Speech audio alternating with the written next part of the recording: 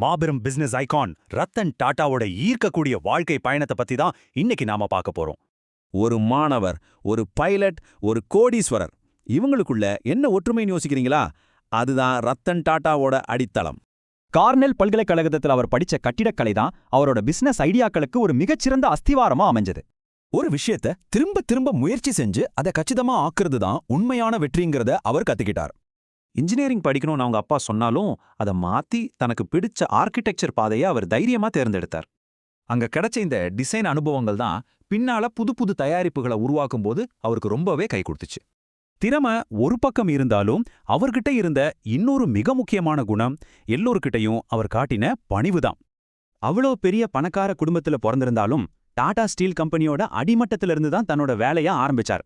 கல்லூரி நாட்கள்ல விமானம் ஓட்ட ஆசைப்பட்டு அதுக்கான பணத்துக்காக ஏர்போர்ட்ல விமானங்களை கழுவுற வேலைய கூட அவர் செஞ்சிருக்கார். இவ்ளோ பெரிய கோடீஸ்வரரா இருந்தாலும் எக்கானமி கிளாஸ்ல தன்னோட டிரைவர் பக்கத்துல உட்காந்து பயணிக்கிற அளவுக்கு அவரு ரொம்பவே சிம்பிள். பெரிய பெரிய ஷெஃப்கள் சமைக்க ஆள் இருந்தாலும் ஒரு சிம்பிளான இட்லி தோசையை கூட ரொம்ப ரசிச்சு சாப்பிடக்கூடியவர் அவர். பிசினஸ்ல வர்ற மிகப்பெரிய தோல்விகளை எப்படி மாத்தி அமைக்கிறதுங்கிற வித்தையும் இந்த எளிமையான மனிதருக்கு நல்லாவே தெரிஞ்சிருந்தது. 1999ல நடந்த ஒரு மீட்டிங்ல கார் பத்தி உங்களுக்கு என்ன தெரியும்னு ஃபோர்ட் கம்பெனி அதிகாரிகள் அவரை ரொம்பவே அவமானப்படுத்தினாங்க. ஆனா அடுத்த 10 வருஷத்துல அதே ஃபோர்டு கம்பெனியோட சொகுசு கார்களை அவர் விலைக்கு வாங்கினது ஒரு மாசான திருப்புமுனை. ஹார்வர்ட்ல அவர் பட்ட ஆரம்பகால அவமானங்கள் எல்லாம் தன்னோட வெற்றிக்கான மிகப்பெரிய படிக்கட்டுகளா அவர் மாத்திக்கிட்டார். ஒரு முறை நடுவானில் பறக்கும்போது அவரோட விமான என்ஜின் ஆஃப் ஆயிடுச்சு. அப்போ அவரோட அமைதியான மனநிலை தான் உயிரியே காப்பாத்துச்சு. என்ஜின் இல்லாமலேயே விமானத்தை ரொம்ப பாதுகாப்பா கீழே இறக்குனார்னா அந்த நெருக்கடியான நேரத்துல அவரோட நிதானம் எப்படி இருந்திருக்கும் பாருங்க. 3 நாட்கள் 26/11 தீவிரவாத தாக்குதல் நடந்தப்போ 70 வயசான ரத்தன் டாடா தாஜ் ஹோட்டலுக்கு வெளியே நின்ன நாட்கள் இது. உள்ள தன்னோட ஊழியர்கள் உயிரை பணயம் வச்சு போராடிட்டு இருந்தப்போ வெளியே நடைபாதையை விட்டு அவர் ஒரு இன்ச்சு கூட நகரல. அது மட்டுமல்லாம பாதிக்கப்பட்ட ஒவ்வொரு குடும்பத்துக்கும் தன் வாழ்நாள் முழுக்க நிதியுதவி கொடுத்து ஒரு மிகப்பெரிய உதாரணமா திகழ்ந்தார்.